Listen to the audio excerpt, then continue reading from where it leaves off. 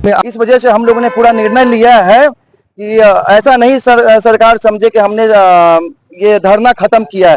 धरना खत्म नहीं हुआ है। धरना हमारा सिर्फ दो ही शर्त पे खत्म हो सकता है, या तो हमें हमारी मांगों के लिए घोषणा कर दिया जाए या आचार संहिता लग जाए। तो मुझे आशा है सरकार से कि आचार संहिता लगने से पहले सरकार हमारे लिए जरूर कुछ न कुछ सोच रही है और कुछ न कुछ हमें।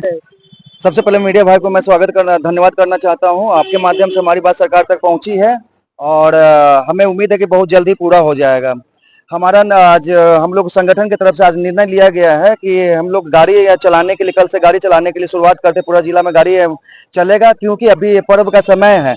पर्व के समय में सरकार की तरफ से भी, प्रशासन की तरफ से भी बताया जा रहा है कि पर्व के समय में हमें सहयोग किया जाए और आप लोग की मांग चल रही है। हमने पहले गृह सचिव सर से भी मिला था। मिलने के बाद उन्होंने आश्वासन दिया था कि आप लोग की मांग कुछ न कुछ किया जाएगा, सुनवाई की जाएगी।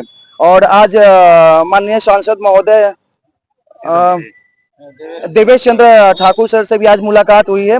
उन्होंने भी आवेदन लिया और बताया कि ये मैं डायरेक्ट मुख्यमंत्री जी को आज आवेदन देता हूं। आप लोगों का कार्य बहुत ही सराहनीय है। 112 का कार्य बिहार के अंदर बहुत सराहनीय है। आप लोग का बात मैं आज मुख्यमंत्री जी से बात करके पहुंचाऊंगा। उन्होंने बोला कि सरकार के साथ आप जैसे प्रशासन के साथ ड्यूटी बढ़िया से करते रहिए ताकि ड्यूटी विवादित नहीं होना चाहिए। इस वजह से हम लोगों ने पूरा निर्णय लिया है कि ऐसा नहीं सरकार समझे कि हमने ये धरना खत्म किया है। धरना खत्म नहीं हुआ है। सबसे पहले मैं इसलिए आप बहुत बहुत धन्यवाद, आप सैल्यूट कर रहे हैं। हम लोग देश का सेवा किया है, ठीक ना। अभी हमारे राज्य के अपना घर के अंदर सेवा करने का मौका मिला है तो हम उस सेवा के लिए तत्पर रहेंगे। जैसे 3.5 साल से हम कंटिन्यू सेवा दे, निस्वार्थ सेवा कर रहे थे, तो अभी हम कंटिन्यू सेवा में रहेंगे और हमारा धरना खत्म नहीं हुआ है। मैं सरकार को ये बता देना चाहता हूं कि हमारे धरना खत्म नहीं हुई है। हमारे धरना चलता, जब तक हमारी घोषणा पूर्णतः नहीं हो जाता है तब तक धरना हमारा चलता ही रहेगा। नहीं, ठीक है, ड्यूटी पे जाने के बाद यदि मतलब सरकार यदि छल करेगा हमारे साथ तो हम भी तो अभी ये आचार संहिता से पहले यदि नहीं घोषणा होता है तो फिर चुनाव आ रहा है। चुनाव में हम निर्णय खुद लेने वाले। चुनाव भी एक महापर्व है, उसमें हम निर्णय ले लेंगे कि सरकार किसकी रहेगी या किसकी नहीं रहेगी। ये मैं इसके माध्यम से बता देना चाहता हूँ। बाकी हमारे धीरज जी हैं, उपाध्यक्ष जी, ये भी कुछ बताना चाहते हैं। पहले तो आप मीडिया भाइयों का आभार व्यक्त करता हूं और साथ साथ ये कहना चाहता हूं कि आज 25वां दिन है हमारा। 25 दिन से हम धरने पे बैठे हुए हैं, लेकिन हमारी सुधि लेने वाला कोई नहीं। कोई भी सरकार का या पुलिस विभाग का कोई आला अधिकारी हमको आकर यहाँ पर किसी तरह का कोई घोषणा नहीं किया, ना ही किसी तरह का आश्वासन दिया है। हम लोगों के ऊपर सरकार की विभाग की तरफ से बार बार ये एक तरह से कहें तो आग्रह कहिए या प्रेशर कहिए, कहा जा रहा है कि त्योहार सर पर हैं, त्योहार सर पर हैं और सुरक्षा की दृष्टि से आप लोग कोऑपरेट कीजिए इसमें और सेवा को बाधित मत कीजिए।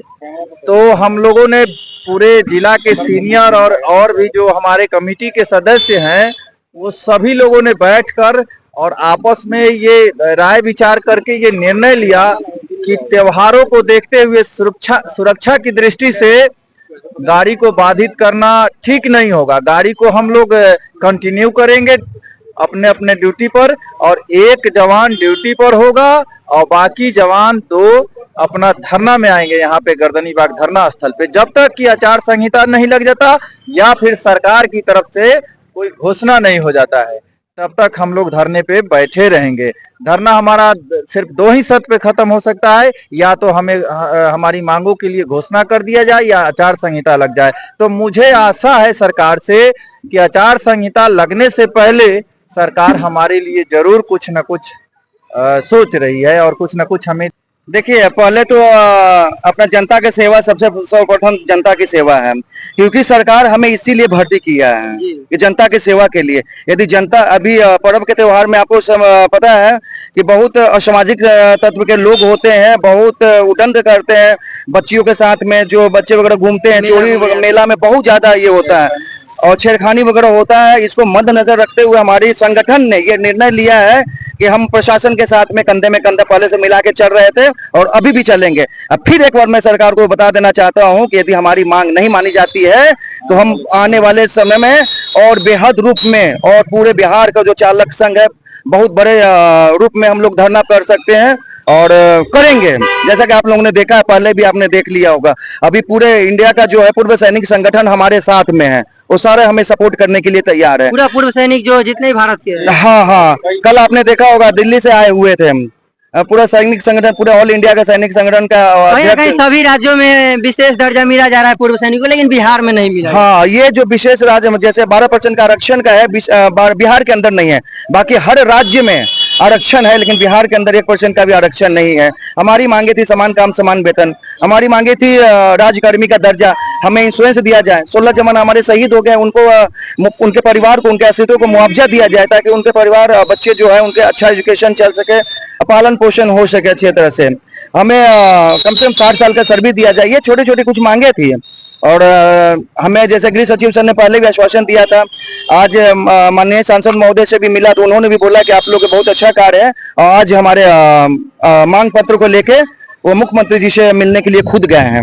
उम्मीद पे ही तो दुनिया चल रही है, उम्मीद पे ही है, नहीं होगा तो फिर बाद मैंने बता दिया है, नहीं उम्मीद नहीं, यदि हमारी मांग नहीं मानी जाती है तो आने वाले समय में हम खुद निर्णय ले लेंगे करना क्या है।